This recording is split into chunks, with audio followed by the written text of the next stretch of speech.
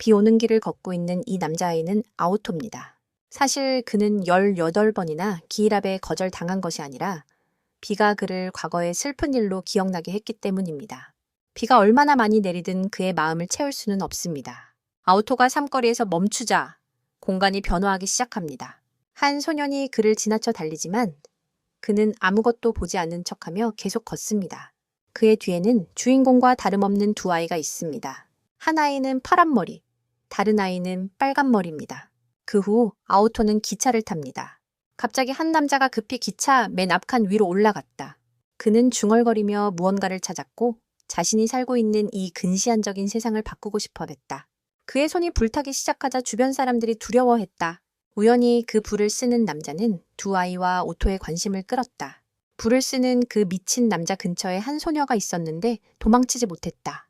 그는 소녀에게 성문이 존재한다고 믿느냐고 물었다. 소녀가 그가 장난치는 건지 몰라 멍해하자 불을 쓰는 남자는 그녀에게 지식을 전해주었다. 옛날 새 세계가 하나로 합쳐졌을 때 인간에게 6가지 이 능력이 주어졌다. 그때부터 진짜 사용자들이 성스러운 문에 초대받았다. 모든 소원이 이루어지는 곳에서 그는 자신이 장난치는 게 아니라 이건 동화라고 주장했다. 요컨대 이자는 능력이 없는 사람들이 자신 같은 강자들을 숭배해야 한다고 생각했다. 도망치려던 아저씨는 즉시 유대인으로 변해버렸다. 불을 사용하는 살인자가 눈 하나 깜짝하지 않고 웃으며 그게 옳다고 여겼다. 그가 소녀에게 손을 대려 할 때 자동으로 누군가 나타났다. 그 소년도 능력이 있는 걸 알 수 있었다. 불을 쓰는 자가 그를 히어로 좋아하냐고 부르며 불을 쐈지만 그는 물로 막아냈다. 그가 돌진해 공격하자 자동으로 손에 있던 물이 칼로 변해 미친놈의 배를 가르더라. 그때 두 아이가 나타났다. 푸른 머리 소녀는 자신이 세계협의회에서 왔다며 자동을 잡으려 했다. 하지만 행동하기도 전에 알림이 울렸다. 논촌이 위치에 들어가 구역 조성을 시작했다. 자동과 두 아이를 위한 가상 경기장이 만들어졌다. 하지만 자동은 싸우지 않고 떠나기로 결정했다. 빨간 머리 소녀는 자동에게 이렇게 그냥 떠나면 드라이버 소유 법칙을 위반할 거라고 경고했다. 오토는 그에게 운전자가 없다고 당당히 대답했다. 하지만 파란 머리 소녀는 빨간 머리에게 불을 먼저 써야 한다고 말했다. 그가 심하게 다쳤기 때문이다. 그때 나는 오토가 비 오는 날을 싫어하는 이유를 알게 되었다. 그것은 내 부모님의 죽음과 관련이 있었다. 신비한 소년이 다시 오토 앞에 나타났다. 소년은 성스러운 문이 항상 오토 앞에 나타났는데 네가 그것을 잡지 못했다고 경고했다. 세계이사회 학원에서는 전철 사건이 전 학원에 보고되었다. 두 아이는 우연히 범인을 잡아 모두에게 칭찬받았다. 두 사람은 급히 엘리베이터로 달려갔다. 그들도 아오토의 정체에 대해 궁금해하고 있었다. 엘리베이터 문을 나서자마자 파란 머리는 빨간 머리를 제치고 달리기 시작했다. 빨간 머리는 아오토가 드라이버를 소유하지 않았다는 것을 믿지 못했다. 반면 파란 머리는 아오토에게서 살기 어린 눈빛만 느꼈다. 두 사람은 그 후 경기장으로 달려갔다. 그리고 본드라는 영물이 나타났다. 그는 전철 사고에 관한 CCTV를 확인했다. 비디오를 다시 보면서 초록머리는 오토의 눈에서 고통을 느꼈다. 그녀는 그가 성문을 보았다고 생각했다. 하지만 빨간 머리는 그것이 허황된 이야기라고 생각했다. 이때 우리는 빨간 머리가 아칸이고 초록머리가 미도리라는 것을 알게 된다. 미도리는 아칸이 마음속으로 거짓말을 하고 있다고 생각했다. 성문을 믿지 않는다면 왜 여기에 들어왔겠는가? 그 시점에서 회의에서는 공격자가 2년 전에 인간 세계에 계약을 맺기 위해 온 악마라는 것이 알려졌다. 그는 또한 히어로였으며 그가 폭력을 행사한 이유는 인간 세계에 적응하지 못해 신경장애와 관련이 있을 수 있다. 흰머리 사람은 치라는 이름의 소녀에게 그가 한 행동을 바탕으로 그에게 형벌을 내렸다. 오토의 신원은 아직 밝혀지지 않았다. 백발은 그를 찾아내고 학원에 대해 놀리려고 한다. 대부분의 사람들은 오토가 발산하는 살기가 마음에 들지 않지만 백발은 그들에게 보장했기 때문에 모두 따르고 있다. 오토가 다니고 있는 학교에서 이 친구는 성격이 차가워서 음식도 차가워야 한다. 라면에 얼음을 넣는 건 정말 구제불능이다. 주위를 보면 오토가 학교에서 고립되어 있는 것을 알 수 있다. 그가 자신의 부모를 죽인 범인이라는 소문이 돌고 있다. 그들은 근거 없는 말에 의지해 오토를 괴물이라고 생각했다.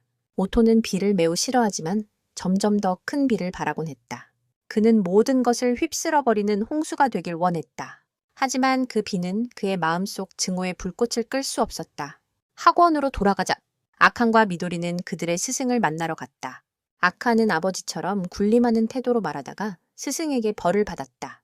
두 사람이 온 이유도 모두 오토와 관련된 일이었다. 아칸의 스승은 오토가 앞으로 두 사람의 동료가 될 것이라고 말했다. 학원에서 그에게 입학 권유 편지를 보냈지만 그는 거절했다. 그래서 두 사람은 오토를 설득해 학원에 참여시키는 임무를 맡았다. 선인들이 이미 움직였기 때문에 그들은 서둘러야 했다. 오토라는 이름을 들으면 아칸은 매우 익숙하게 느꼈다. 그의 스승에 따르면 4년 전 오토는 자신의 부모를 살해해 언론에 큰 충격을 주었다고 한다. 한편 오토는 선인을 만난 적이 있었다. 여기가 처음 온 곳이 아니다. 예전의 초대와 마찬가지로 너의 대답은 여전히 아니야. 하지만 물의 신은 너 스스로가 너를 구원할 수 있다고 생각해서 너에게 학원에 한번 가보라고 하고 싶어 해. 그 후 오토는 학원의 교장 아사와 만났어. 그는 바로 본론으로 들어가서 오토에게 장비를 줬어. 이것은 드라이버라고 불려. 이 드라이버는 특별히 너를 위해 설계되었어. 아서에 따르면 너의 힘이 더 큰 힘들을 한 곳에 집중시키고 있어. 드라이버의 지원 없이 강력한 적들을 만나면 너의 목숨을 지키기 어려울 거야. 하지만 오토는 거절하고 떠났다. 아서가 이게 진실이라고 말하며 그 진실을 알고 싶다면 다시 돌아와서 그를 만나라고 했다. 방을 나서자 오토는 아칸과 미도리를 다시 만났다. 물론 그들은 그를 학원에 끌어들이기 위해 왔다. 우리는 학원에서 더 많은 것을 배우고 학생들은 학원생이 아닌 협력자로 불린다는 것을 알게 되었다. 미도리는 오토에게 학원을 둘러보자고 초대했지만 아칸은 바로 본론으로 들어갔다. 그가 초대하는 것이 가능하면 좋고 그렇지 않으면 그만이다. 오토는 대충 대답하고 떠났다. 미도리는 성문에 대해 언급했고 너는 그것을 본 적이 있을 거야. 오토는 그것을 여러 번 봤다고 확인했지만 만지고 싶은 마음은 없었어. 그때 아칸의 시끄러운 목소리가 다시 들려왔어. 그는 오토의 사건에 대해 들었지만 그것이 사실인지 관심이 없었어. 그는 단지 오토가 어떤 사람인지 알고 싶었어.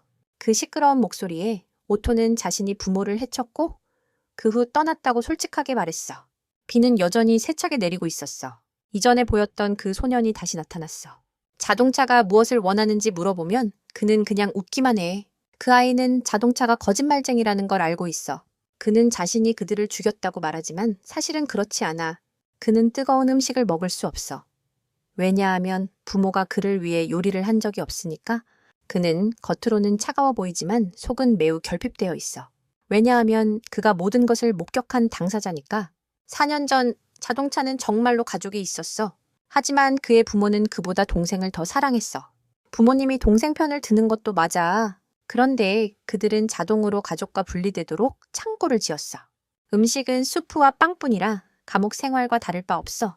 자동은 그렇게 외롭게 하루하루를 살아가 어느 날 오늘 내 음식이 또 한 마리의 야생견에게 먹혀버렸어.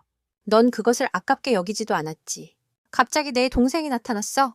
그는 네가 소리치고 싶어 한다는 걸 알고 있었어. 그는 오토가 그 두 사람을 죽이고 싶어 한다는 것을 알고 있다.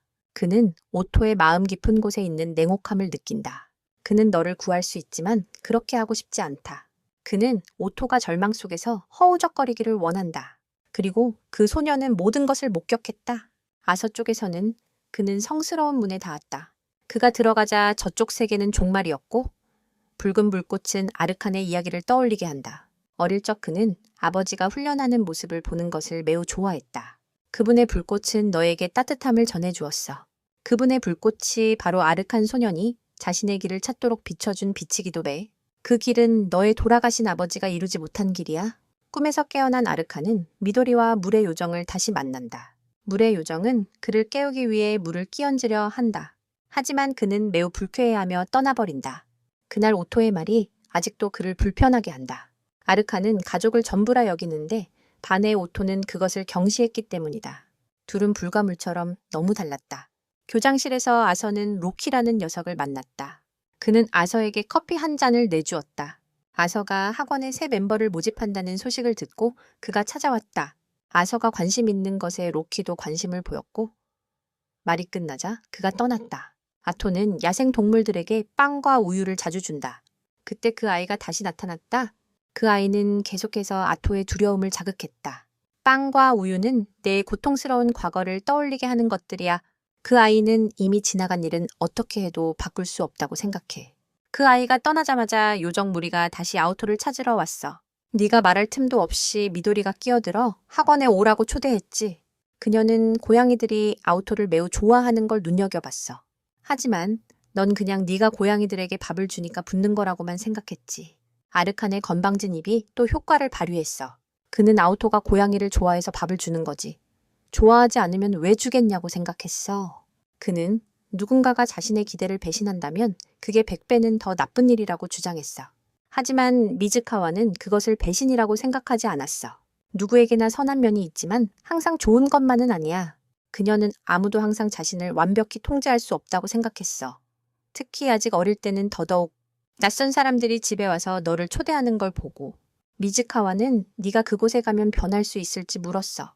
미도리는 무엇을 바꾸고 싶은지 궁금해했지만 너는 침묵해서 그녀가 매우 걱정했어. 미도리도 비슷한 경험을 했기 때문이야. 아토가 계속 대답하지 않자 아카는 화가 나서 자리를 떠났다. 보는 나타나 아칸의 쉽게 화내는 성격이 그의 약점이 될 것이라고 지적했다. 주위를 둘러본 아칸은 이렇게 넓고 허름한 구역이 이 도시에 아직도 존재한다는 것을 알게 되었다. 그는 이 사회가 전면 재구성되었다고 생각했다. 그가 학원에 들어온 이유는 돌아가신 아버지 때문이었다. 아버지는 모두가 천재 성인이라 칭송하며 이 사회보다 더 강한 힘을 지녔다. 하지만 한 임무 중에 목숨을 잃고 말았다. 이 사회는 실험실 사고라고 주장했지만 그는 믿지 않았다. 아카는 이 사회가 숨기고 있는 진실을 반드시 밝혀내겠다고 결심했다. 아오토에 대해서는 미도리가 아칸을 이해해 주길 바란다. 존경하던 아버지를 잃은 사람은 감정을 억누르기 힘들다. 아오토는 자신이 부모를 죽였다고 생각하지만 미도리는 그가 그런 짓을 했다고 믿지 않는다. 새는 아오토의 고통에 공감했다. 그녀는 다음에 만나자고 약속하고 미도리와 함께 떠났는데 그때 그 아이가 다시 나타났다. 받아들이기 힘든 이야기지만 그 아이는 꼭 말해야 했다. 그 아이는 아칸이 아오토처럼 호기심 많은 성격이라고 느꼈다. 그러니까 너는 그를 쫓아가야 해. 아칸을 따라가면 너에게 더 도움이 될 수도 있고 아닐 수도 있지만 분명 모든 것이 변할 거야. 계속 침묵하면 아무것도 변하지 않을 거야. 한편 아칸은 빈민가를 돌아다니다가 한 국어라는 아이가 와서 돈을 달라고 한다. 전에 아오토에게 잔소리하던 그 입을 생각하며 멈췄다. 그 아이의 부모님이 어디 있냐고 물었더니 모두 바쁘다고 했다. 아오토가 오자 그 아이는 아칸을 무시하고 달려갔다. 두 사람은 아오토가 그 아이에게 자주 음식을 가져다 주면서 알고 지냈다. 오늘 아오토는 음식을 가져오지 않아서 네가 그 아이를 데리고 밥을 먹으러 가야 해. 아칸은 아오토가 그 느낌만 좋아해서 먹인다고 생각했어. 이번에는 아오토가 침묵하지 않고 대답했지. 너도 아까 똑같이 하려고 했잖아. 자신의 도리를 들먹이며 아칸 입에 대고 그 아이 부모가 왜 돌보지 않고 길거리에서 구걸하게 내버려 두냐고 물었어. 넌 아직 세상 밖을 제대로 못 봐서 인생의 맛을 몰라. 집집마다 사정이 다르지. 누구나 행복하고 풍요로우면 배트맨이 밤마다 범죄자를 때리러 다니겠냐. 아칸은 여전히 듣지 않고 그 아이 부모를 찾아가겠다고 했어. 아오토가 말했잖아. 다음에 네가 뭘 할 거냐고. 걔를 12년 동안 학교에 다니게 한 다음 한 여자애한테 푹 빠지게 놔둘 거야. 두 사람의 말다툼은 순찰 중인 드라이버가 동네를 돌고 있어서 잠시 중단됐다. 갑자기 로키가 인간형 로봇과 장난을 치기 시작했다. 갑자기 전투 모드로 전환해 주변 사람들을 공격했다. 아칸이 위원회에 연락했지만 그들은 어떤 드라이버도 문제가 없다고 했다. 네가 영상을 보내자 그제야 지원을 보냈다. 너는 너무 무서워서 집 안으로 도망쳤다. 드라이버가 움직임을 감지하고 공격했을 때 그 소녀는 잔해 속에 갇히고 말았다. 그때 아버지가 비틀거리며 다가왔다. 그는 아들을 구하고 싶었지만 다리가 말을 듣지 않았다. 아칸은 그저 서서 소리치며 얼른 아들을 구하라고 했다. 잠시 후 위원회에서 구역이 정비되었다고 알렸다. 그리고 한 무대가 나타났다. 미도리도 지원하러 왔다. 아칸은 자동으로 불을 끌어가라고 말했다. 그 녀석도 너에게 드라이버를 줬어. 아우토가 받아서 달려갔어. 그때 아칸과 미도리는 각자 드라이버를 작동시켰어. 미도리는 창이고 아칸은 장갑이야. 밖에 있는 아우토도 드라이버로 검을 사용하고 있었어. 한 번 배기만 해도 불을 끌 수 있는 비를 만들어냈어. 로봇을 처리한 후 아칸과 미도리는 소년을 구하러 나왔어. 아칸 눈에 문제가 있는 건지 모르겠지만 그가 달려가서 소년 아버지에게 왜 아이를 구하지 않았냐고 따졌어. 그는 자동으로 뇌를 열어야 해. 그래야 이해할 수 있어. 그 다리는 가스 폭발 사고의 결과야. 그때부터 아버지는 불을 무서워하게 됐어. 그걸 무의식적인 공포라고 아버지는 아들을 구해야 한다는 걸 인지했지만 그 무의식이 그걸 압도해서 결국 행동하지 못했어. 자동은 어릴 때 그걸 배워서 아주 잘 이해하고 있어. 아들의 목소리를 듣고서야 아버지는 정신이 들었어. 그는 아들 있는 곳으로 가고 싶어 했어. 하지만 아들은 그 사건 이후 아버지를 두려워했다. 아버지는 계속해서 아들에게 사과했다. 이 장면을 보자 아칸의 신경이 곧바로 작동했다. 그는 소년에게 지금 두려워하면 평생 후회할 거라며 아버지에게 다가가라고 조언했다. 아우토도 소년에게 조언했고 소년은 아버지에게 달려갔다. 소년은 다시 아우토 옆에 나타났다. 소년은 아우토의 논리를 반박하기 시작했다. 인식이 좋은 사람이 반드시 좋은 사람은 아니다. 무의식 중에 그들이 좋지 않은 행동을 할 수도 있기 때문입니다. 네가 알다시피 오토의 인식은 매우 순수해요. 하지만 그는 자신을 버린 사람들 때문에 일찍부터 더럽혀졌죠. 네가 말하길 그 가족에서는 그가 배신당한 유일한 사람이 아니고 그의 남동생도 마찬가지라고 했어요. 오토는 그 비 오는 날을 떠올렸습니다. 그때 그는 부모님의 비명소리만 들었고 달려갔을 때는 이미 그들이 죽어 있었어요. 남동생은 비를 맞으며 피를 씻고 있었죠. 그가 오토를 바라볼 때 얼굴은 여전히 매우 무감정했어요. 그가 너에게 작별 인사를 하고 떠났어. 아토는 급히 달려가 동생의 손을 잡았고 그때 너는 성문의 모습을 보게 되었지. 결국 너는 동생을 붙잡지 못했어. 현재로 돌아와서 아토는 학원에 입학하기로 결심했어. 아서도 한꺼번에 두 가지 좋은 소식을 듣고 매우 기뻐했지. 첫 번째는 아토가 학원에 온 것이고 두 번째는 그가 성문을 여는 열쇠를 찾았고 그것이 그들을 그곳으로 인도할 것이라는 사실이야. 모두가 기뻐했어. 왜냐하면 그들 모두가 해결해야 할 의문을 가지고 있었으니까. 세 사람이 떠난 후 아서는 로키와 또 한 명인 오즈에게 전화를 걸었다. 오즈는 생각을 읽을 수 있는 능력이 있는 것 같아. 성문으로 가는 열쇠 사건을 알게 되었다. 오즈는 분명히 위원회가 이 일에 반대할 거라고 생각했다. 아서는 자신이 제안하는 것이 아니라 그들에게 알리는 것이라고 말했다. 반대하든 말든 그는 행동할 것이라고 했다. 로키는 아서의 뜻에 따랐고 오즈는 아직 확신하지 못했다. 하지만 아서의 단호한 표정을 보고 오즈는 그를 따르기로 했다. 오즈는 어떤 대가를 치르더라도 도와주겠다고 약속했다. 아서스는 회의를 조직하기 위해 떠났다. 반대편에서 미도리는 오늘 평소보다 더 열심히 연습하고 있다. 오토와 그 아이는 멀리서 지켜보고 있다. 그 아이는 미도리가 무의식과 의식 사이에서 싸우고 있다고 전했다. 미도리의 마음속에는 자신이 더 강해져야 한다는 생각만 가득하고 그녀는 시간이 다 됐다는 알림에도 계속 공격했다. 선생님이 나타나야만 미도리는 멈췄다. 그날 밤 학원은 오토를 환영하는 파티를 열었다. 미도리는 음식을 가져다 주었지만 그는 뜨거운 음식을 먹을 수 없다고 거절했다. 너의 마음은 항상 따뜻함을 거부해. 그건 네가 친절함과 편안함이 무엇인지 이해하게 되면 그것을 갈망하게 될까 두려워하기 때문이야. 그때 한 친구가 우연히 물컵을 깨뜨려 아우토의 생각을 방해했어. 조금 후 그 친구가 아우토에게 성전환을 찾는 이유를 물어봤어. 아우토가 대답하고 싶지 않자 미도리가 대화에 끼어들었어. 파티가 끝난 후 미도리와 에이칸만 남아 정리했어.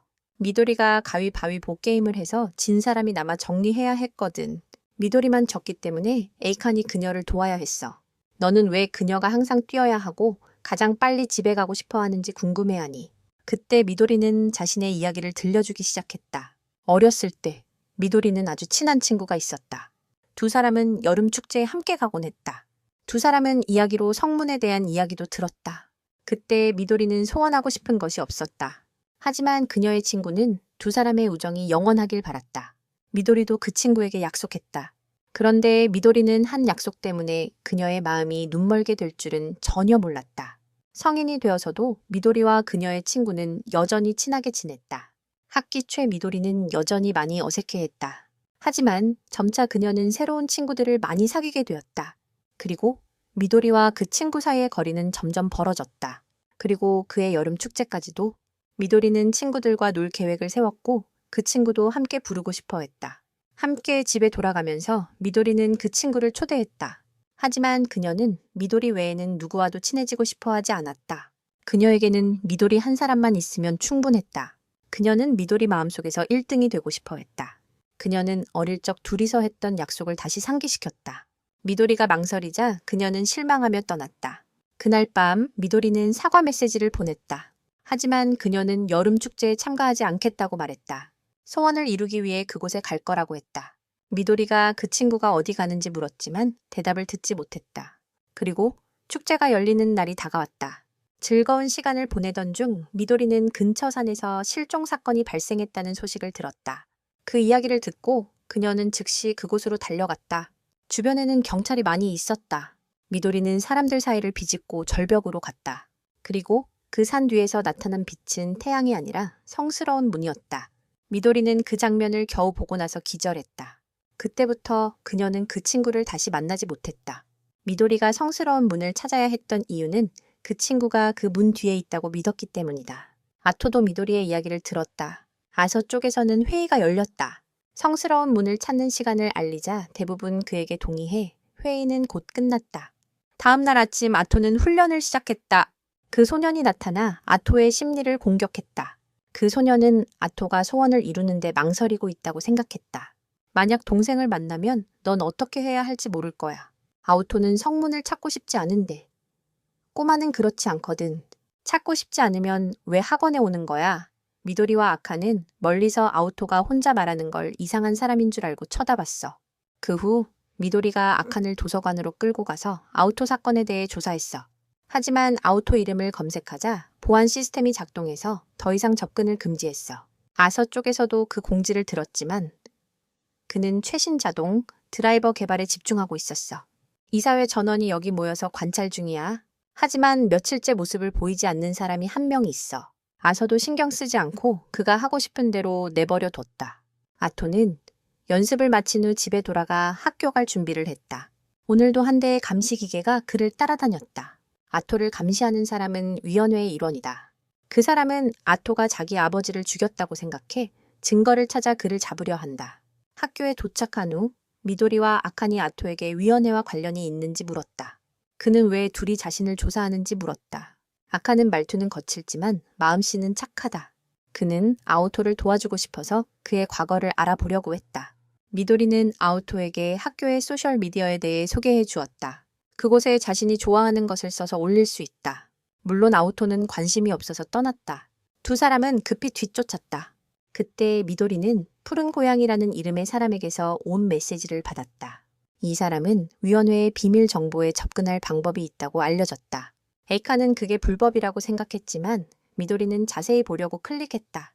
비밀 정보는 몇몇 사람만 접근할 수 있기 때문에 그 사람의 출입카드를 확보해야 합니다. 그래서 두 사람은 물의 요정의 방으로 가서 찾기 시작했습니다. 한참을 찾다가 그때 물의 요정이 돌아왔습니다. 어쩔 수 없이 미도리는 자신이 좋아하는 과자를 꺼내서 물의 요정을 유혹했습니다. 그 사이 아칸도 카드를 훔칠 수 있었습니다. 사용한 후 그들은 오토의 정보에 접근할 수 있었습니다. 찾고 있는 동안 오토 사건이 그린 크리스마스 사건과 관련이 있다는 사실이 밝혀졌습니다. 2년 전 무장한 두 범죄자가 6명의 무고한 사람들을 살해했으며 아직 용의자를 잡지 못했습니다. 한 목격자가 증언하기를 2명의 주범 중 1명은 물로 만든 칼을 사용하는 금발 소년이었다고 한다. 아우토라는 이름이 용의자 명단에 올랐지만 증거는 없었다. 부모 살해 혐의에 연쇄살인 용의자까지 겹쳐서 정말 불운한 녀석이다. 미도리가 추가 접근을 시도했지만 권한이 부족했다. 바로 그때 두 사람은 발각되었다. 아카는 그가 아서 팀의 일원임을 알아챘고 배주는 아우토 쪽에 있었다. 야생 고양이라는 자가 그에게 메시지를 보냈다. 그는 네가 진짜 누구인지 알고 있으며 푸른 크리스마스가 다시 일어나길 원한다. 오토는 주소를 따라 그를 찾아갔고 크리스마스 블루 사건으로 돌아갔다. 평소와 다름없는 크리스마스 밤. 갑자기 한 쇼핑몰 전체가 파란색으로 변했다. 그리고 오토가 높은 곳에서 나타났다. 경비원이 다가오자 그는 한 번 휘두른검으로 그를 죽였다. 그 후 오토는 주변을 학살 모드로 전환했고 사람들의 퇴로를 얼음으로 막았다. 피가 흐르는 와중에도 한 사람이 두려움 없이 오토에게 다가갔다. 그는 눈 하나 깜짝하지 않는 오토의 행동에 깊이 감탄했다. 그래서 오토는 그의 입을 베어 찢고 그를 동료로 받아들였다. 그 후 두 사람은 계속해서 도살을 했다. 그때 베두의 아버지와 아들도 그곳에 있었다. 오토가 너를 발견했을 때 너의 아버지는 너를 구하기 위해 자신을 희생했다. 다행히도 혹은 불행히도 토가 살아남은 사람들을 구하러 왔다. 현재로 돌아와서 베두는 오토만 확인할 수 있었고 나머지 한 명은 아직 찾지 못했다. 그는 분명히 금발머리와 파란 눈을 가진 사람이 오토라는 것을 알고 있었다. 하지만 아아카는 오토가 범인이라고 생각하지 않았다. 증거가 없기 때문이다. 베두는 두 사람에게 찾는 것을 도와달라고 부탁했지만 아아카는 오토를 무죄로 만들고 싶어 했다. 베두는 감시 카메라를 확인했지만 신호가 끊겼다. 하지만 미도리는 전화로 그가 어디에 있는지 알고 있었다. 그들은 오토가 뱀의 생신 사건 이후 쇼핑몰의 잔해에 있다는 것을 발견했다. 오토 쪽에서는 그가 고양이 황을 만났다.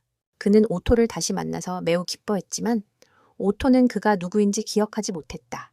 그는 자신이 잡힌 후 많은 실험을 당했다고 말했다. 하지만 그는 여전히 오토의 재출현을 기다리고 있었다. 그는 오토가 많이 변했음을 느꼈고 그의 눈은 예전처럼 차갑고 무감각하지 않고 따뜻해 보였다. 마침 그때 베두가 찾아왔다. 너는 이 녀석이 성인의 천재임을 깨달았다. 딩긍. 미도리도 그가 푸른 황금 고양이라는 걸 알고 주코에게 메시지를 보냈다. 그가 뭔가 알고 있다는 걸 알아챈 베두는 반드시 그를 붙잡아 다 털어놓게 했다. 딩긍은 많은 드라이버들을 불렀다. 그는 성인의 천재와 맞서다니 참 어리석다고 생각했다. 베두는 포위당해 악한 그룹의 도움을 요청할 수밖에 없었다. 4명이 나누어 처리했다. 오토가 딩긍과 맞서 싸우기 위해 돌진했다. 몇 번의 검격 후 그는 이 사람이 자신이 알던 오토가 아님을 깨달았다. 그는 자신이 연인을 착각했다는 것을 알고 장난칠 마음을 잃었다. 딩긍는 이후 실험 중인 드라이버 모델을 불러 오토와 싸우게 했다. 실험 모델이라 아직 여러 결함이 있었다. 오토는 쉽게 조종판을 베어부셔 무력화시켰다. 딩긍는 틈을 타 도망가며 오토를 뒤번이라 불렀다. 베두는 오토에게 푸른 크리스마스 사건의 진실을 말하라고 요구했다. 오토는 범인이 자신이라고 생각하고 싶었지만 아칸이 끼어들었다. 내가 한 일이 아니라면 내가 책임질 필요는 없다. 이때 드라이버가 다시 활동을 시작했다. 주위를 살펴보니 드라이버는 오토를 주인으로 인식했다. 그 후 미도리는 오토와 새로운 멤버의 사진을 소셜미디어에 올리자고 제안했다. 올리자마자 팬들이 즉시 좋아요를 눌렀다. 이번에는 오토도 미소를 지었다. 멀리서 오토의 동생이 모든 것을 지켜보고 있었다. 그 후 며칠 동안 아우토팀은 폐허가 된 지역으로 훈련을 받으러 갔다. 본에 따르면 그곳은 위원회가 통제하지 못하는 곳이었다. 도착했을 때 주변은 잡초가 무성하게 자라 황폐해 있었다. 아카는 훈련이라면 왜 감독이 없는지 의문을 가졌다. 그때 진지라는 친구가 와서 아칸에게 마음에 들지 않으면 그냥 가라고 말했다. 그래서 두 사람은 다시 싸우기 시작했다. 잠시 후 진지팀도 도착했다. 이쪽은 히카리이고 여기는 이유카리다. 이유카리는 오토에게 꽤 흥미를 느꼈다. 두 팀이 모두 모였을 때 그들은 버려진 지역으로 들어갔다. 그들은 말머리를 쓴 사람을 만났다. 사람을 착각해서 그들은 이 사람을 무시했다. 이 사람이 자신이 그들의 감독이라고 말할 때까지 그들은 멈추지 않았다. 이 사람은 모자를 벗고 자신을 아서 팀의 베티라고 소개했다. 진지인은 훈련을 빨리 시작하고 싶어서 베티에게 요청했다. 그래서 그녀는 즉시 임무를 부여했다.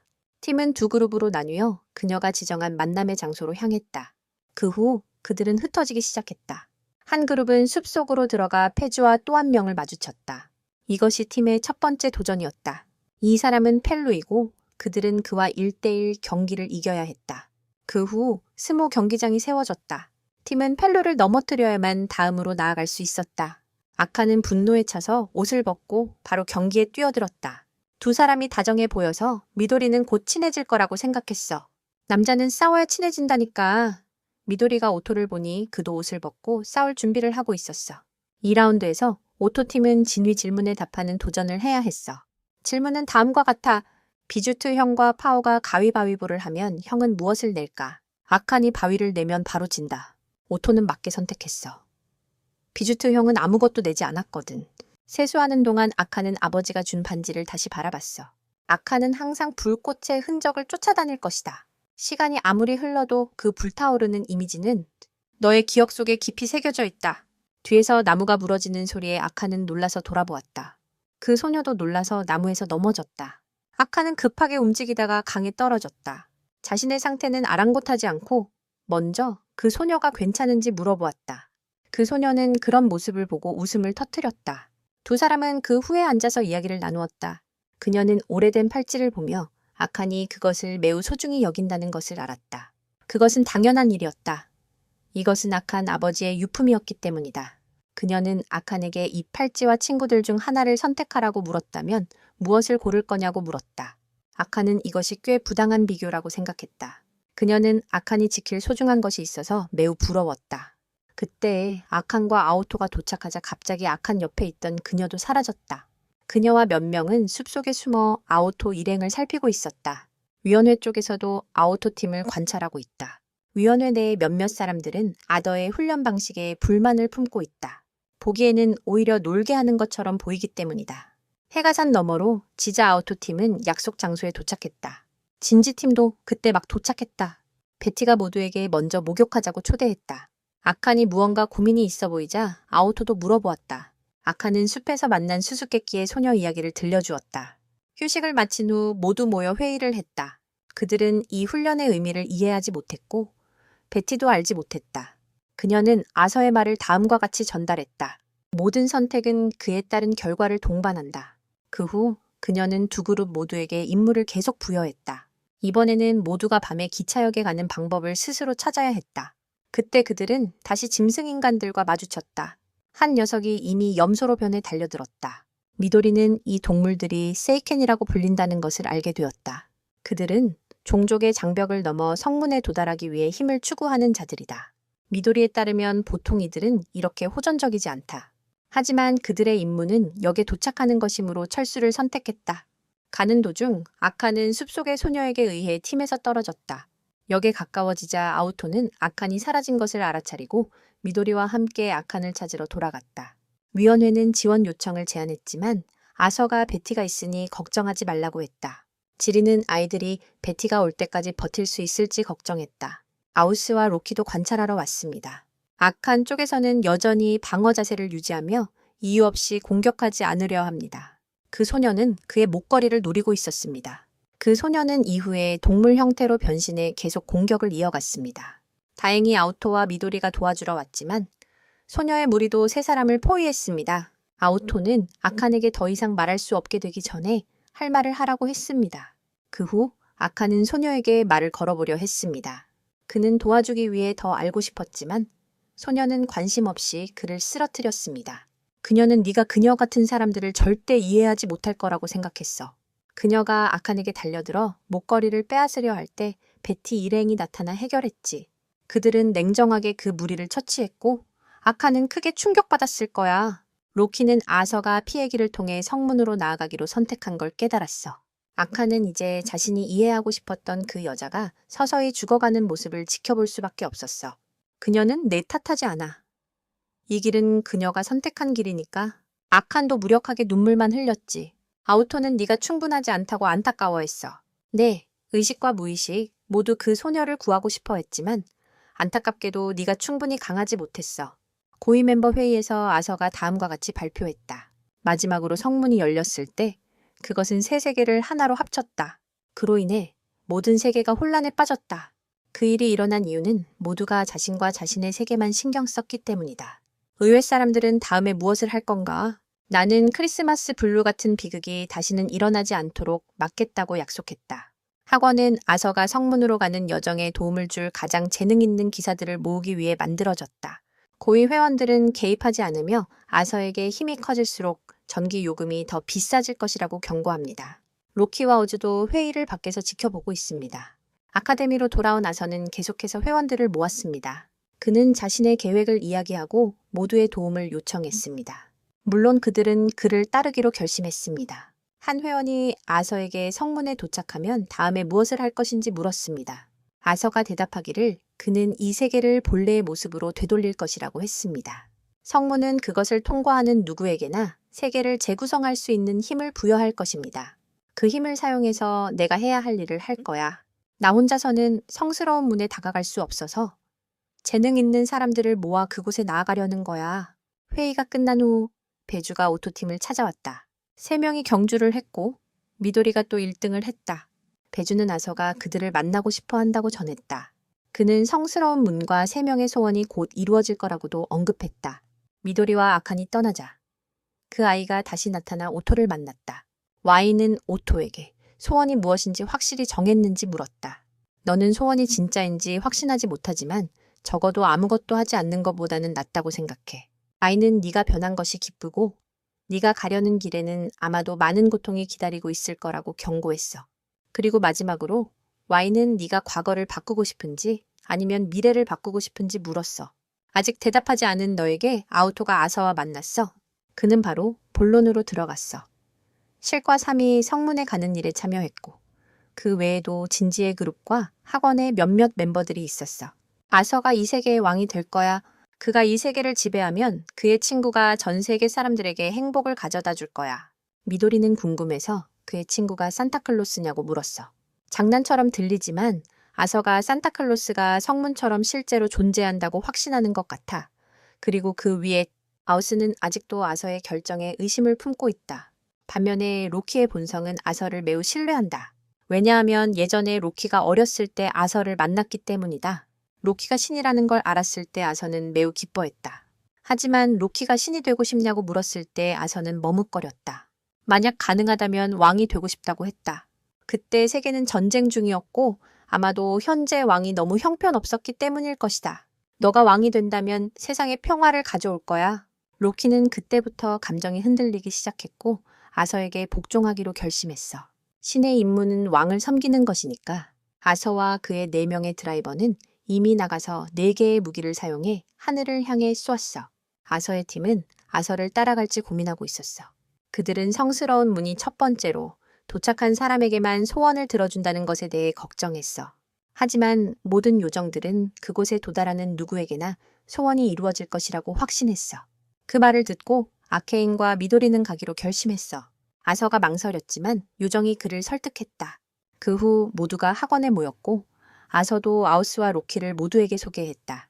아우스는 용계 출신이고 로키는 신계 출신이다. 아케인은 아우스를 보며 신뢰가 가지 않는다고 생각했고 로키는 진지와 이미 무언가 거래를 한 상태였다. 모임 후 모두 각자 해결해야 할 문제가 있었다. 오토는 그 아이를 다시 만났다. 와아이는 오토를 매우 자랑스러워했다. 예전에는 그는 항상 그림자처럼 숨어 아무도 신경 쓰지 않았다. 하지만 지금 너는 무엇을 해야 할지 결정할 수 있기를 바라고 있어. 예전처럼 삶을 무시하는 것은 더 이상 없어. 이때 물의 요정이 아우토를 찾아왔다. 아우토가 그녀의 이름을 부르자 그녀는 기뻐했어. 왜냐하면 너가 그녀에게 마음을 열었기 때문이야. 그걸 제쳐두고 물의 요정이 알툴에게 너와 단둘이 이야기하고 싶다고 했어. 아우토가 들어가자 알투르는 아우토에게 자신이 거짓말을 했다고 고백했어. 그는 세상을 산타클로스가 여전히 모든 사람에게 행복을 줄 수 있었던 시절로 되돌리고 싶어 했어. 그것은 그가 산타클로스에게 보답하고 싶었기 때문이야. 아서가 모든 것을 잃었을 때. 바로 그가 너에게 새로운 시작을 준 거야.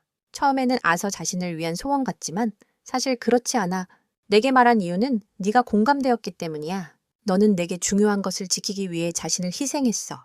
네, 동생을 항상 책임지며 지켜왔잖아. 사람은 중요한 무언가가 있을 때 더 강해져. 아마 그게 우리 진정한 친구일 거야. 어렸을 때 아서는 항상 매우 외로웠어. 너는 인간계에서 태어났지만 아무도 너를 키워주지 않았어. 넌 항상 혼자서 거대한 세상에 존재하는 것 같은 느낌을 받았지? 그리고 성스러운 문이 나타났어. 호기심에 소년 아서가 들어갔고 청계라는 아름다운 곳으로 데려가줬어. 하지만 네 마음속의 공허함은 여전히 남아 있었지. 그리고 한 소년이 나타났어. 그 소년은 아서가 인간이라는 사실에 매우 놀랐어. 아서가 버림받았다는 것도 알게 되었지. 오늘이 마침 크리스마스라서 그 소년은 아서에게 선물을 주기로 결심했다. 아서가 그 소년이 누구냐고 묻자 그는 자신을 산타클로스라고 소개했다. 산타클로스는 그 후 아서를 집으로 데려가 파티를 열었다. 그리고 두 사람은 산타클로스의 여동생 리사를 만나 세 사람은 친한 친구가 되었다. 현재로 돌아와. 아우토가 떠난 후 로키가 다시 아서를 찾아왔다. 두 사람은 잠시 이야기를 나눈 뒤 로키는 아서에게 그가 성문에 오고 싶어하는 진짜 이유를 말해 달라고 했다. 아서가 로키에게 조용히 말하자 장난의 신의 표정이 매우 만족스러워 보였다. 그 후 아서는 모두를 모아 출발 구호를 크게 외쳤다. 모두가 아서의 연설을 듣기 위해 학원 정상에 모였다. 아서의 목적은 성스러운 문을 완전히 파괴하는 것이다. 모든 고통은 바로 그 문에서 비롯되었다. 세 개의 세계를 만들어 세상에 혼란을 가져왔다. 오직 지배자들만 이해하는 세계를 만들어 도시의 더러운 비밀을 숨겼다. 그는 현재 유지되는 평화가 단지 가짜라고 생각한다. 그래서 아서는 세상을 본래의 모습으로 되돌리기로 결심했다. 변경되기 전의 시점으로 돌아가 그 후 지역이 창조되었다. 문 하나가 나타났고 아서는 그것을 열었다. 들어가자 내부는 완전히 다른 공간이었다. 이 길은 성문으로 이어진다. 하지만 거기에 도달하기 전에 여러 문을 통과해야 했다. 첫 번째 문을 지나자 그들 앞에는 궁전이 있었다. 중간쯤 가자 아서는 즉시 모두에게 전투 태세를 명령했다. 곧이어 수많은 자동 드라이버들이 나타났다. 그리고 그 뒤에는 로키가 서 있었다. 모두 함께 싸웠습니다. 그들은 싸우면서 궁전으로 이동했습니다. 그들을 맞이한 것은 북쪽의 신들이었습니다. 그들은 위에서 인간 세계를 지배하는 존재들입니다. 아서의 팀은 신을 이길 수 없다는 것을 확신하고 그들을 저지하는 것이 임무입니다. 아서와 그의 팀은 계속해서 이동했습니다. 이동하는 동안 진지팀은 불을 사용하는 신에 의해 분리되었습니다. 아서 팀의 한 소녀가 그를 막으려 했습니다. 하지만 그녀는 무기를 떨어뜨리고 공격을 받았다. 벨루는 겨우 그녀를 구해 아서에게 넘겼다. 진지팀도 다른 문으로 들어갔다. 안타깝게도 그 소녀는 중상을 입고 목숨을 잃었다. 아픔을 뒤로하고 아서는 모두에게 계속 이동하라고 재촉했다. 아서 팀은 이제 시간을 벌려는 것이 아니라 목숨을 바쳐 시간을 벌어야 했다. 10명씩 차례로 떠나고 벨루와 치는 문을 지나면서 갈라졌다. 밖에 있는 아서는 매우 걱정했지만 개입할 수 없었다. 내가 목숨을 걸고 하는 일에서 이 소년에게 주목하게 되었다.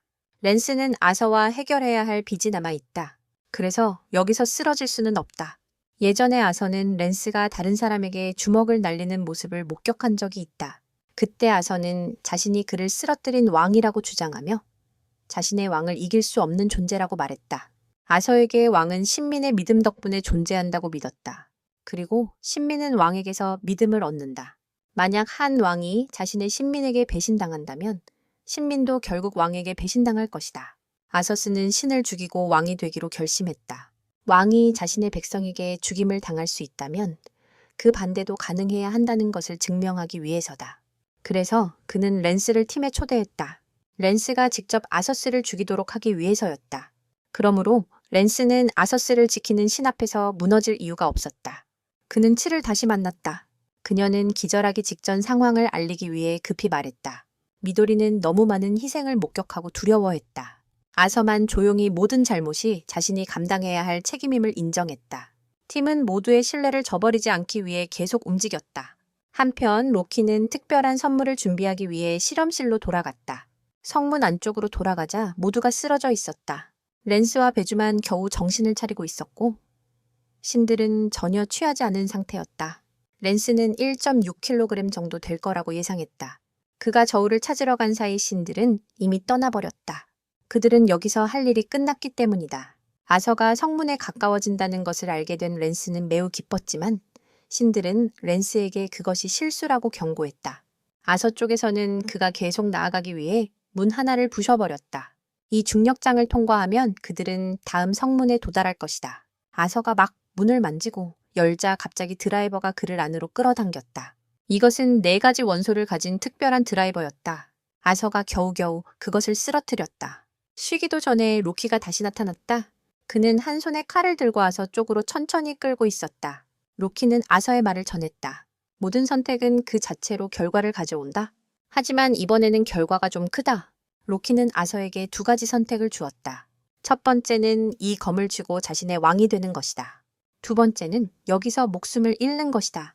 밖에서는 알토의 팀이 문을 열 방법을 찾고 있다. 잠시 후 랜스도 찾아왔다. 모든 이야기를 다시 들은 후 랜스는 아서가 쉽게 죽을 사람이 아니기에 그를 믿기로 결심했다. 말이 끝나자마자 문이 열렸다.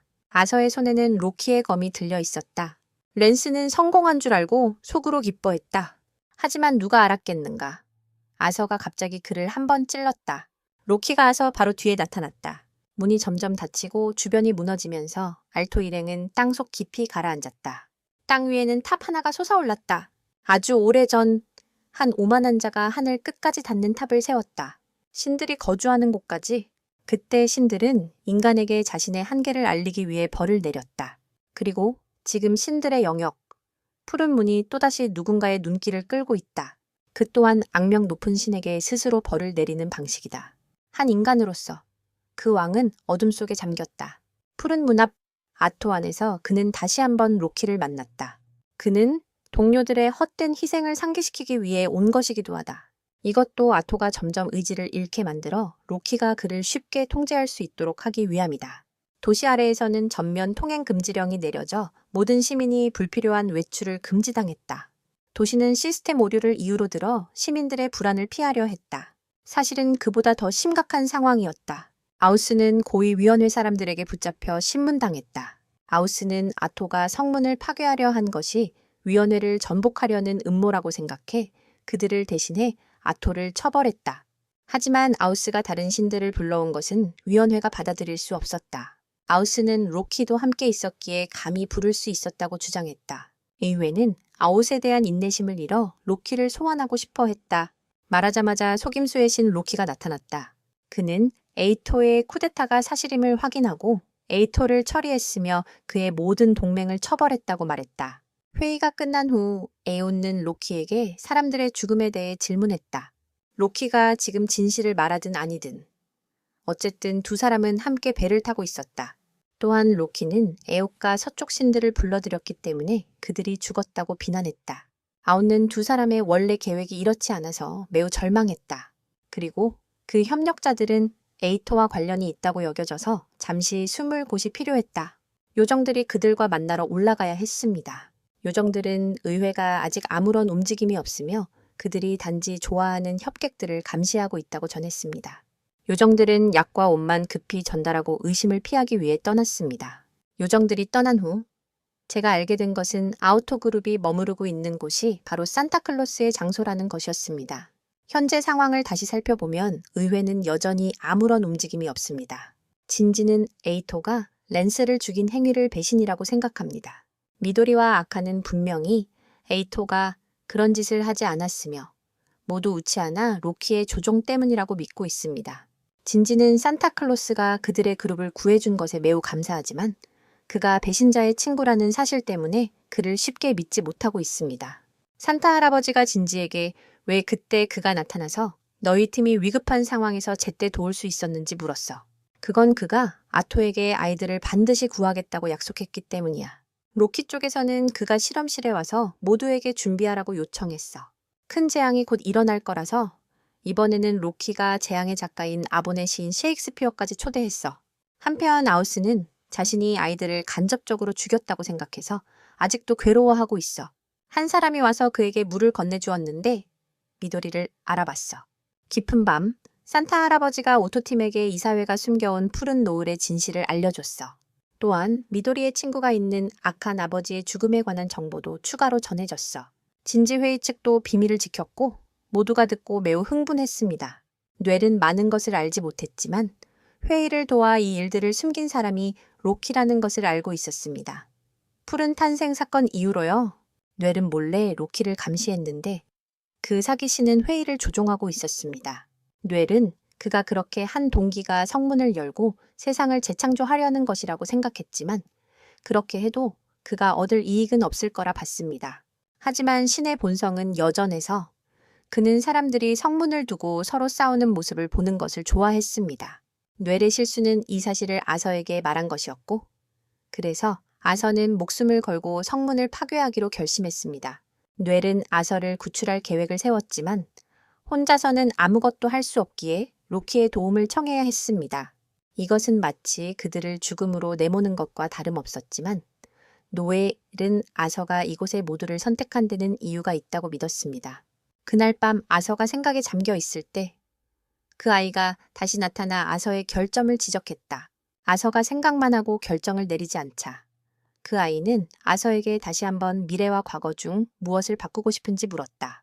아서가 두 가지 중 아무것도 바꾸고 싶지 않다고 생각하는 동안 그 아이가 사라지자 진지가 아서를 찾았다. 모두 모인 후 진지 그룹은 학원으로 돌아가기로 결정했다. 그들은 여전히 아서를 배신자로 여기고 뇌의 말을 믿지 않았다. 진지는 몇 가지를 확인한 후에야 결정을 내리기로 했고 반면 아케이는 성문으로 돌아가기로 선택했다. 아서는 아버지의 죽음 뒤에 숨겨진 진실을 알고 싶었고 아서를 구하고 싶었으며 사람들의 죽음이 억울하지 않기를 바랐다. 물론 알토와 미도리는 아케인을 따라갈 것이다. 그렇게 두 그룹은 여기서 작별 인사를 했습니다. 물론 학원으로 돌아온 후 진지팀은 신문을 받았습니다. 남을 배신자라고 하면서도 알토 그룹의 은신처를 로키에게 알려줬으니까요. 그런데 그들이 도착했을 때는 이곳이 아니었습니다. 사실 산타 할아버지가 두수 앞을 내다봤습니다. 그는 기억을 뒤섞는 마법을 사용했습니다. 그는 모두를 한 방에 속였죠. 하지만 진지는 아직 포기하지 않았습니다. 학원으로 돌아왔을 때 이 친구가 거짓 소식을 전했어. 알토 그룹이 로키에게 발각되었고 요정들이 그들을 구하러 가야 한다고. 요정들도 믿고 달려갔고 그래서 들키게 되었어. 즉시 구역 설정이 이루어졌어. 건물 밖에는 알토 그룹을 기다리고 있는 드라이버들이 줄지어 있었어.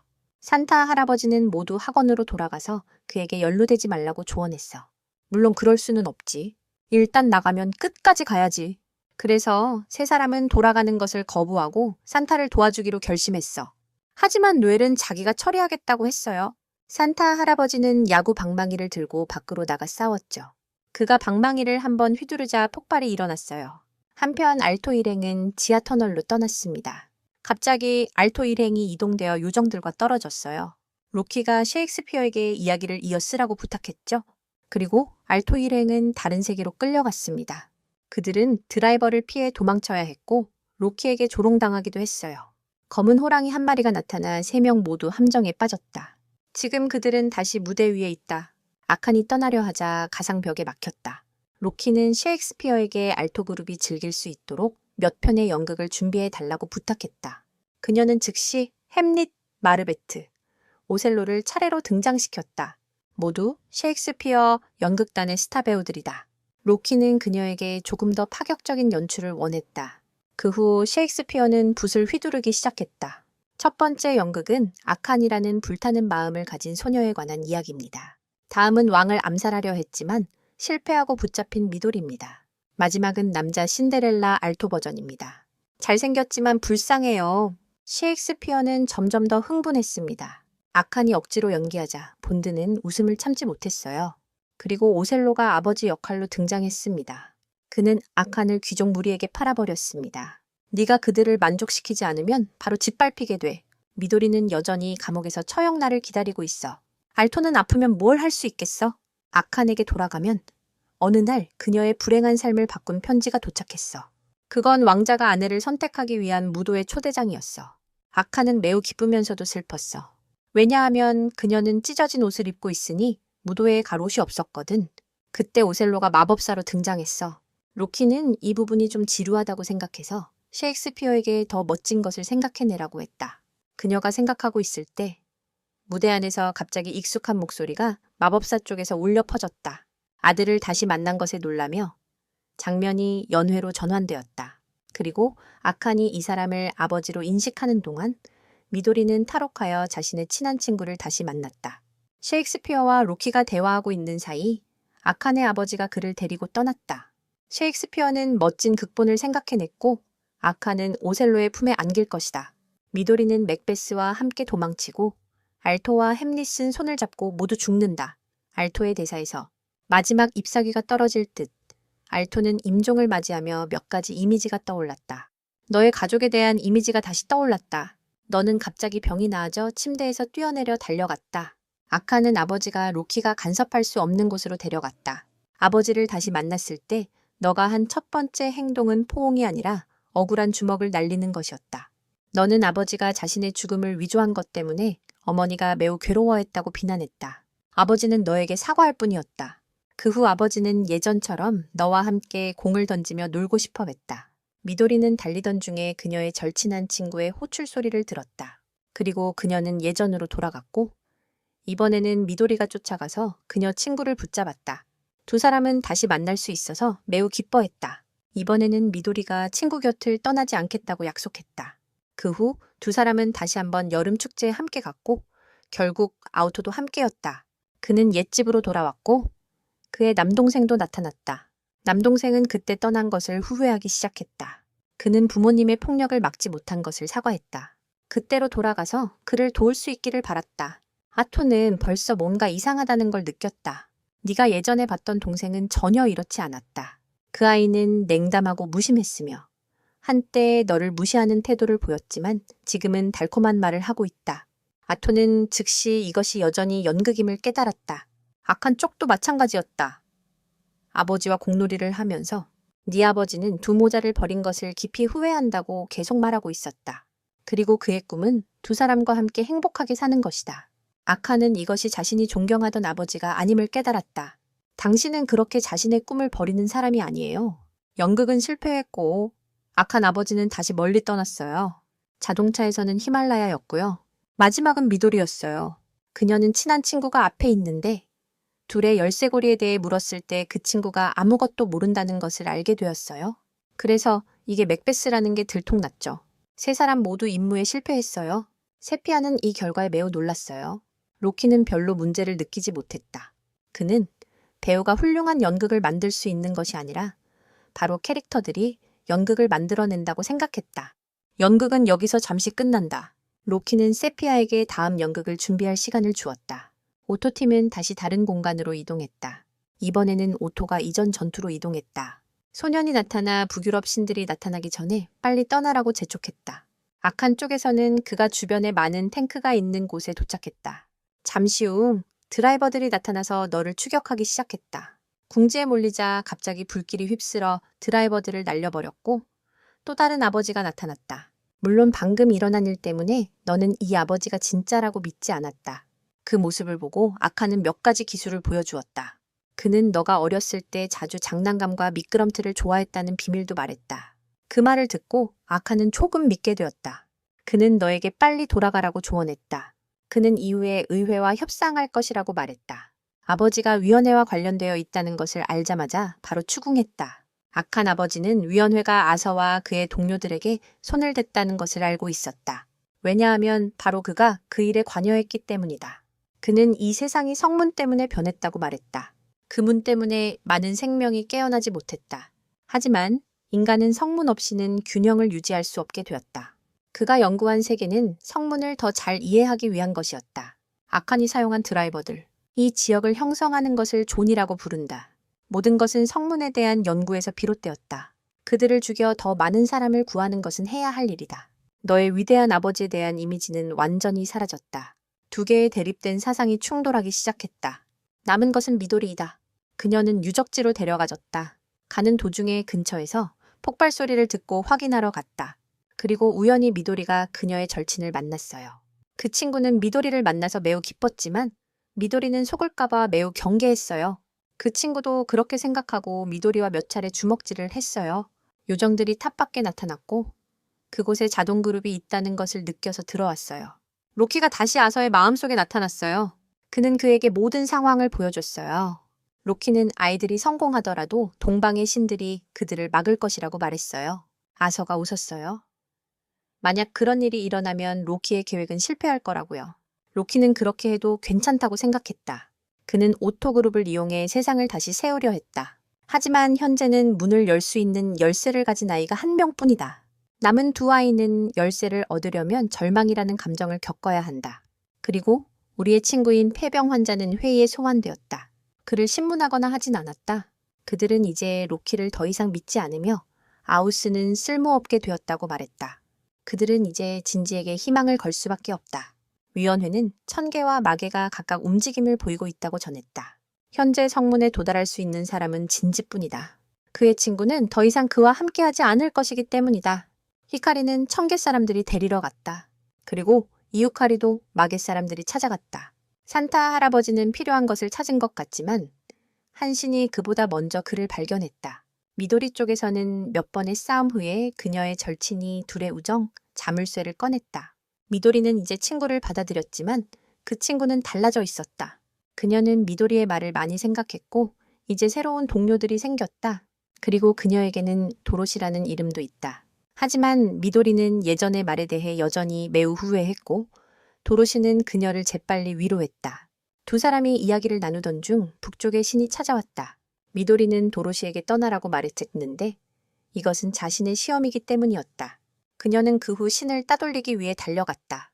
악한 쪽도 마찬가지였다. 또 다른 신이 와서 아버지와 아들의 싸움에 끼어들었다. 악한 아버지는 드라이버들을 불러 악한을 끌고 갔습니다. 그는 남은 드라이버들을 합쳐 거대한 팔을 만들어 신을 붙잡았습니다. 몇 번 피한 끝에 그가 붙잡혔습니다. 하지만 그것만으로는 신을 쓰러뜨리기엔 부족했습니다. 그는 팔을 부수고 달려들어 악한 아버지를 한 번 찔렀습니다. 그는 그를 꼭 껴안았습니다. 다시 한번 두 모녀에게 사과하며 신과 함께 자폭했습니다. 미도리 쪽에서는 그녀가 궁지에 몰렸습니다. 신이 미도리에게로 날아갔다. 도로시는 그녀를 구하기 위해 뛰어들어 그녀를 절벽으로 밀쳤다. 도로시는 그렇게 떠나갔다. 그리고 도로시의 동료는 다름 아닌 아우스였다. 그래서 남은 두 아이는 열쇠를 얻기 위해 절망이라는 감정을 겪었다. 남은 것은 오토였다. 그 아이는 너를 성문으로 안내했다. 물의 요정도 너를 찾아왔고, 사실 물의 요정은 오래전부터 그 아이를 보고 있었다. 세 사람은 계속 이동했다. 그들이 다음 문을 통과할 때 기다리고 있는 것은 오토의 천재적인 동생이었다. 조금 엉망이긴 하지만 아칸과 미도리는 사랑하는 사람의 죽음에 멍해져 있었고 둘 다 그 아이를 만났다. 그 아이는 두 사람에게 오토의 동생이 부모를 죽인 후에 겪게 될 끔찍한 절망을 경험할 것이라고 말했다. 그는 자신의 동생의 죄를 짊어졌다. 오토의 마음에는 후회와 절망만이 남아 있었다. 그 아이는 두 사람을 함께 성문으로 초대했다. 오토 쪽에서는 두 형제가 예전의 이야기를 나누었다. 옛날에 부모님은 두 형제에게 매우 엄격하셨어요. 한 번은 남동생이 잘못해서 비 오는 날 나무에 묶이기도 했죠. 오토는 그저 미안하다고 말할 뿐 아무것도 할 수 없었어요. 반대로 오토가 묶였을 때도 남동생은 아무것도 못해 속상해했죠. 그래서 오토는 남동생을 지키기 위해 모든 걸 했어요. 그는 일부러 부모님께 반항하기 시작했어요. 부모님이 화내시도록 온갖 방법을 다 썼죠. 그리고 남동생은 오토가 매우 강하다는 걸 깨달았어요. 어렸을 때 오토가 성문을 본 걸 동생이 알고 있었어. 성문을 견딜 수 있는 건 충분한 힘과 의지를 가진 자뿐이야. 한 번은 동생이 더 이상 참지 못하고 집에 불을 질렀지. 물론 부모님이 발견했을 때 오토가 동생 대신 모든 죄를 뒤집었었어. 하지만 동생은 오토의 행동이 자신을 더 고통스럽게 할 뿐이라고 생각했어. 그가 부모님에게 손을 대기 전에 먼저 오토를 찾아갔지. 오토에게 먼저 손을 대려 했지만 오토의 무감한 눈빛을 보고 멈췄어. 그는 밖으로 도망쳐 나가 성문을 보게 되었어. 동생은 아오토의 무심한 눈빛이 자신을 무시하는 것이라고 생각했다. 그는 아오토가 위선자라고 여겼다. 왜 그때 도망치지 않고 혼자 모든 죄를 짊어지려 했을까? 어둡고 혼란스러운 동생의 무의식이 점점 커져갔다. 한때 형을 존경했던 순수한 의식은 압도당해 어둠으로 변했다. 아오토가 떠나지 않은 이유는 언젠가 둘이 다시 돌아와 우리가 속한 가정을 회복할 것이라 믿었기 때문이다. 아오토의 부모님은 원래 두 형제를 매우 사랑했다. 단지 교육 방식이 너무 엄격했으며 어머니는 자주 아오토를 점검하러 오곤 했다. 그래서 너는 항상 행복한 가정을 꿈꿔왔구나. 하지만 동생은 그런 가짜 가족을 받아들이지 않아. 말이 통하지 않으면 폭력이 지배하게 되지. 동생은 두 검을 뽑아들고 아오토에게 사랑을 전하려 달려들었어. 하지만 아오토는 동생에게 손대고 싶지 않았어. 아오토는 피하면서도 동생을 설득했지. 천사는 진실을 알게 된 아오토를 매우 안타까워했어. 갑자기 소년이 나타나 천사에게 아오토를 도울 방법이 있다고 말했어. 밖에서 신들이 모여 아오토를 없애려 했다. 하지만 아우스가 그들을 막아섰다. 그는 도로시의 죽음 이후 크게 후회했다. 그리고 이번에는 모든 신들에 맞서 싸울 것이다. 아우스는 용을 불러 모두를 날려버렸다. 아오토는 동생을 설득하지 못해 칼을 뽑아 싸웠다. 하지만 동생에게 자리를 내줘 결국 궁지에 몰렸다. 동생이 아오토를 공격하려 할 때 물 요정이 한 방을 막아주었다. 이전 약속대로 이번에는 천수가 너를 도울 거야. 내 동생이 천수를 죽이려 하자. 오토는 무의식 중에 힘이 폭발해 동생을 공격했어. 동생은 형의 살기 어린 기운을 느끼고 매우 기뻐했어. 원하는 것을 얻은 그는 떠나며 오토에게 다음에 다시 싸우자고 약속했어. 천들과 아르칸 일행이 도착했어. 천들은 천수를 맡기고 자신들이 처리하겠다고 했어. 세 사람의 임무는 성문을 통과하는 거야. 그들이 성문에 들어섰을 때 그 소년과 다시 마주쳤어. 그리고 이것이 성문의 진짜 모습입니다. 그리고 와이는 자신이 성문의 열쇠라고도 밝혔습니다. 이제 세 사람은 문을 통과하기만 하면 모든 의문이 풀릴 것입니다. 세 아이는 각자의 소원을 품고 함께 문으로 들어갑니다. 한편 산타클로스는 탑강 꼭대기에 올라 아서를 찾았습니다. 로키가 먼저 공격했지만 산타가 반격했습니다. 그는 로키에게 빼앗긴 아서의 자유를 되찾으려 결심했습니다. 로키와 싸우는 사이 산타가 아서에게 다가갔지만 아서가 한 방 찔렀습니다. 하지만 이것도 뇌의 의도였다. 그는 곧바로 힘을 사용해 아서의 마음속으로 침투했다. 뇌는 아서에게 왕관의 나머지 부분을 가져왔다. 하지만 그는 그것을 혼자서 짊어지기로 결심했다. 그는 뇌의 몸에서 검을 뽑아 그를 현실로 돌려보냈다. 로키가 아서에게 왕관을 씌웠다.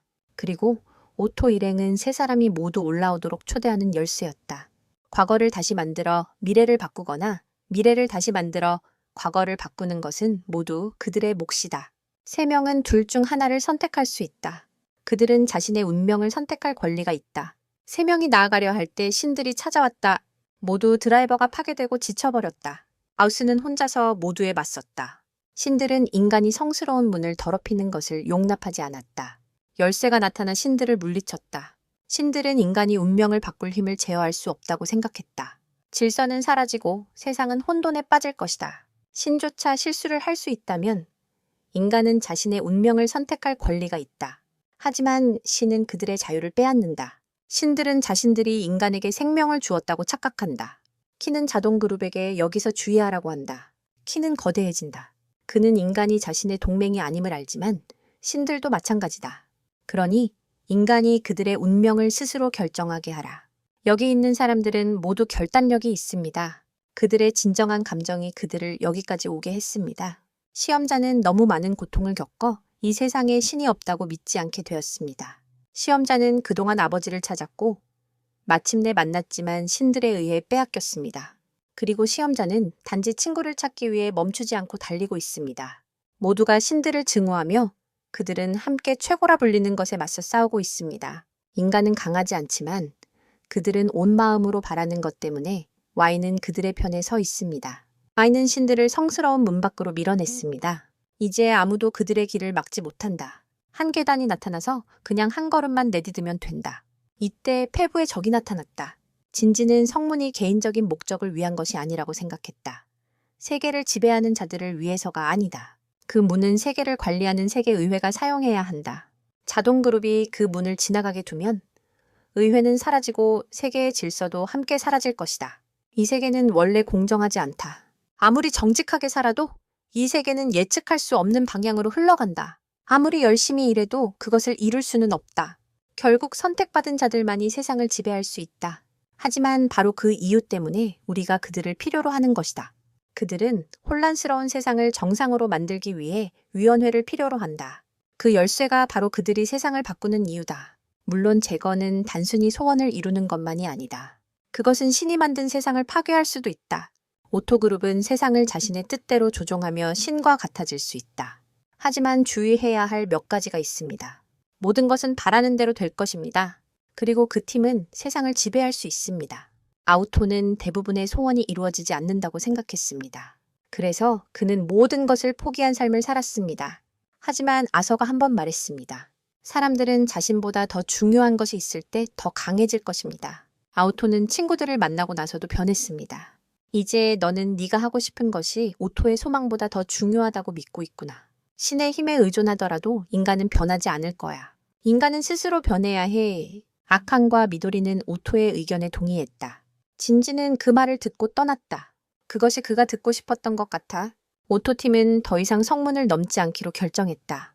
그들은 자신의 이익을 위해 세상을 바꾸지 않을 것이다. 오토도 항상 곁에 있어주고 도와준 열쇠에게 고마워했어. Y는 기뻐하며 떠났어. 성문이 사라지자마자 로키가 나타났어. 뜻밖의 아서가 검을 휘둘러 탑을 완전히 파괴했어. 성문으로 가는 길을 부셔버렸지. 아서가 로키와 함께 떠났어. 오토 일행과 요정들은 붕괴 사고 후에도 살아남았어. 더 놀라운 건 랜스가 아직 살아있다는 거야. 그는 모두가 누군가의 힘으로 부활했다고 알렸다. 이번에는 그들이 떠나지만 다음에는 아서를 구할 것이다. 진지는 돌아가서 위원회에 보고했다. 히카리는 천개의 여왕이 되었다. 유카리는 마계의 여왕이 되었다. 아서의 동료들은 아칸을 위해 훈련했다. 미도리는 도로시의 남은 유물을 아서에게 건네주었다. 아토는 시간을 내어 요정들과 놀았다. 이거 받아, 젤. 영화는 여기까지야. 안녕.